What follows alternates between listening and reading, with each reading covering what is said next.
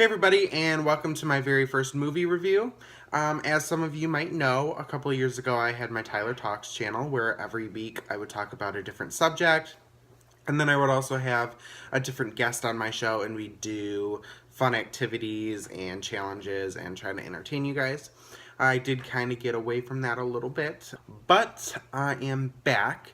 So I just decided that I'm going to start doing movie reviews, so every time I go see a movie, I'll post a new one for you, let you know what I think. I'll give the movie a grade anywhere from A+ to an F. At the start of each review, I will play a trailer for the movie. Without further ado, let's jump into it. So this week I'm going to be reviewing a film that captivated me from the moment that I saw the trailer. Literally, I went home and I watched the trailer probably about 70 more times, and I'm not exaggerating. I had that crap on repeat. And that movie's The Greatest Showman. So it's a musical set in New York City's historical 19th century. The film is loosely based on P.T. Barnum. For those of you who don't know, he basically invented the circus. Barnum and Bailey. It was the greatest show on earth, and unfortunately recently it was shut down due to some unfortunate circumstances dealing with animal cruelty. So it is kind of fitting with all that going on that the movie came out this year. Let me go ahead and play you guys the trailer, and then we'll jump into the review.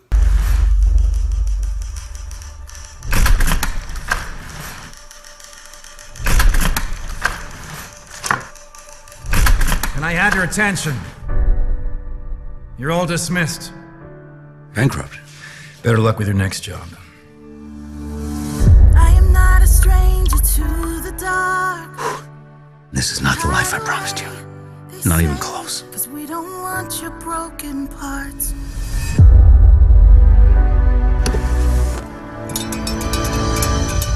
Girls, I think I've had an idea. Look out, 'cause here I come. And I'm marching on to the beat I drum. P.T. Barnum, at your service. To be seen. I'm putting together a show, No apologies. and I need a star. Every one of us is special. And nobody is like anyone else. That's the point of my show. Ready? Showtime.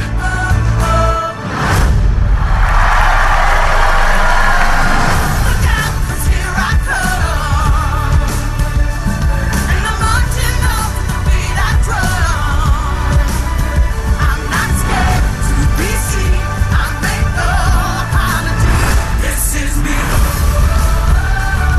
Look out, 'cause here I come. Marching on, marching, marching. To be seen. I make no apologies. This is me.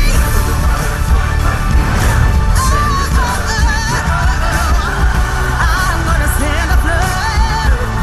Gonna drown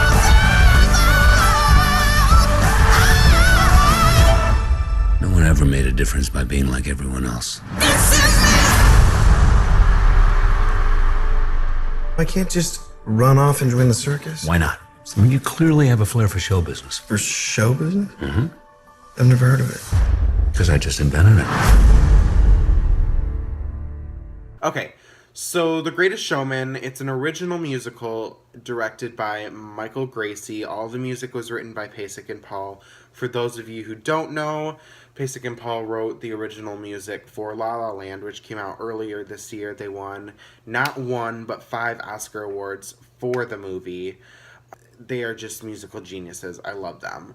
So let me start off by saying that the moment that I saw the trailer for this movie, I was captivated. Now, we can tell that The Greatest Showman features a star-studded cast.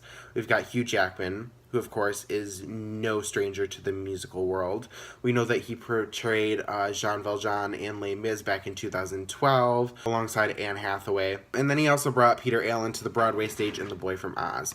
One minute he's frickin' Wolverine, and the next he's tap dancing on our hearts. The man's a genius.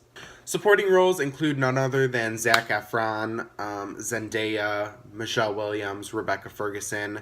We all remember that Zac Efron got a start in High School Musical, which essentially launched his career in film. So it only makes sense that after 11 years, he'd jump back into a musical of some sort. Now, don't get me wrong, I love movies like Neighbors and Mike and Dave Need Wedding Dates, but as Mr. Barnum said, he clearly has a knack for show business. Alongside Zac is the fabulously stunning Zendaya, who is sort of a star-crossed love interest, which we'll get into a little bit later. Apart from Spider-Man Homecoming, this was really one of her first big movie blockbusters that she's really starred in, which is hard to believe because I feel like we've known Zendaya literally forever, pretty much since she was in Shake It Up. So we have the cast, we have the original music. So what's good, what's bad about the movie? Let's talk about it. The spectacle and direction of the movie is seriously grade A, top notch. I mean, everything is so beautiful, even the dark and dreary 19th century New York skyline. It's very Moulin Rouge, which I can highly appreciate. But there's a scene in particular when P.T. Barnum and his wife Charity are dancing on top of the rooftop right in front of this big, beautiful, glowing moon. And my heart just melted. It was absolutely beautiful. There's also a scene where they're dancing through a train station, and all of the clouds of smoke that are billowing from the train, they're swirling around in all the smoke, and it really creates a really magical feeling. It felt very Harry Potter for a second, like they were actually at King's Cross. Of course, you can already tell from the trailer that the music is to die for.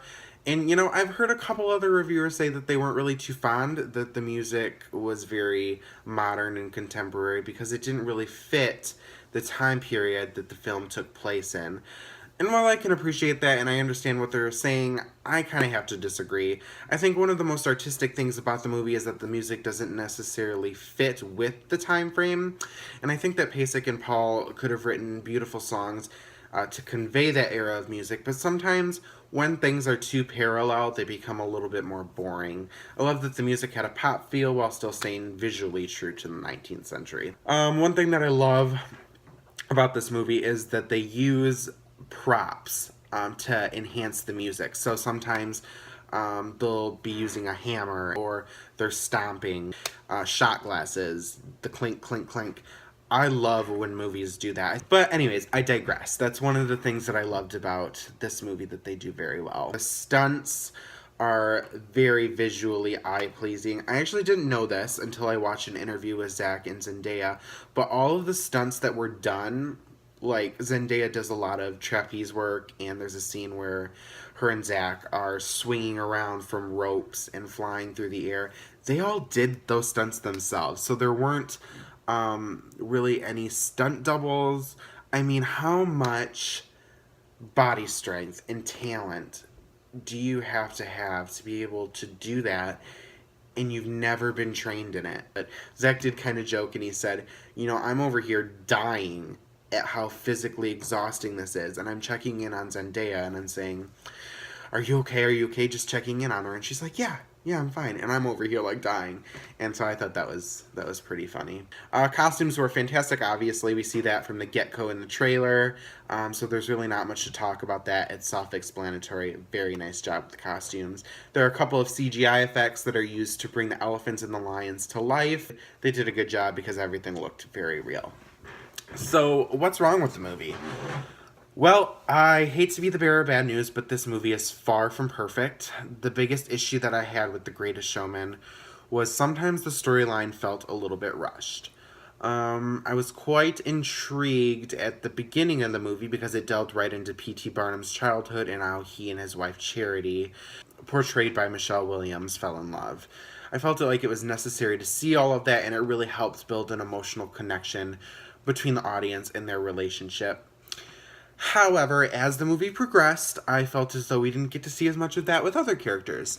We have the relationship between Zac Efron and Zendaya, and their relationship could have been a very heart-wrenching one. Because during that time period, we know that it was completely unacceptable for a white man, any white man, to have any sort of relationship with a woman of color.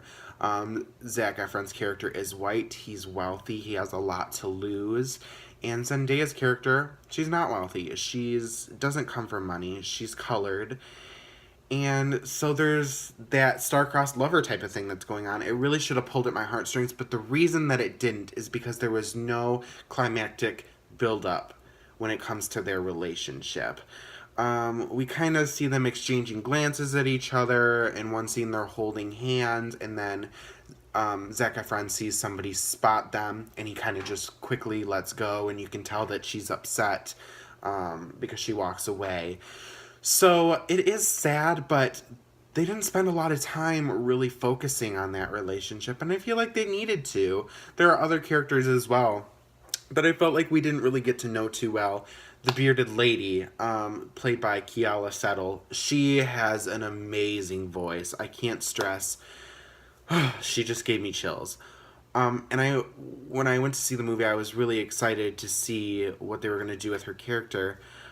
Again, I felt like she should have been up at the forefront with P.T. Barnum and with Zac Efron and Zendaya, and they didn't spend a lot of time on her character, so I was really disappointed by that. Another thing that I feel like I have to criticize is that the movie really strays from what the trailer portrays. In the trailer, we get the sense that the heart of the story is that Mr. Barnum takes a group of outsiders and puts them center stage and makes them feel like stars for a change, right? That's what we feel like the movie is going to be about. And while that does happen in the movie, I feel like the focus of the movie does shift onto PT and the greed that he starts to incur as he starts getting more famous. There is a point in the movie where he just kind of ends up leaving his troupe and his wife and goes to lust after Rebecca Ferguson's character, which also creates some conflict between him and his wife. I don't know, I felt like it was a conflict that wasn't really needed, and I felt like there were two separate storylines that weren't really intertwining very well. So overall, I thought that the spectacle and the music and the dancing, the musical elements, the theatricality was amazing. If you want to go see a movie where you're captivated by music and dancing, then this is a movie for you. But just keep in mind that while the singing and dancing wasn't going on, the movie was just kind of eh. I think that the movie would have been better if it was more focused on P.T. Barnum and his troupe, and they had taken more time to build the relationships and give us a little bit more of an emotional connection to the characters. If you're not a fan of musicals, this one certainly isn't going to convert you. I would suggest going to see Star Wars: The Last Jedi. Greatest Showman wasn't everything that I thought it was going to be, but I did highly enjoy the theatricality of it all, so I'm going to give it a grade of a B-. I was excited to see it. It wasn't the worst musical I've ever seen. It was entertaining for sure. So take your children, take your family, but don't expect to see a movie musical as great as Les Mis or La La Land, because it's not going to be there. Well, what did you guys think? Was my review of The Greatest Showman helpful? Are you thinking about still going to see it? Do you want to wait for it to come out on DVD so you can just rent it? Drop your comments in the below. Ask me questions. I will answer them. Anything that I might have missed that you're wondering about. And make sure you head over to my YouTube channel where I'm going to do a reaction for the trailer of Love, Simon. It's a coming-of-age film about Simon, who is a teenage high school student, and he's struggling to come to terms with one of the biggest skeletons in his closet. He's gay. It's a trailer that you don't want to miss, and together we shall find out why. Alright guys, if you like this video, like, subscribe, do all of that good stuff, and I'll see you for the next video.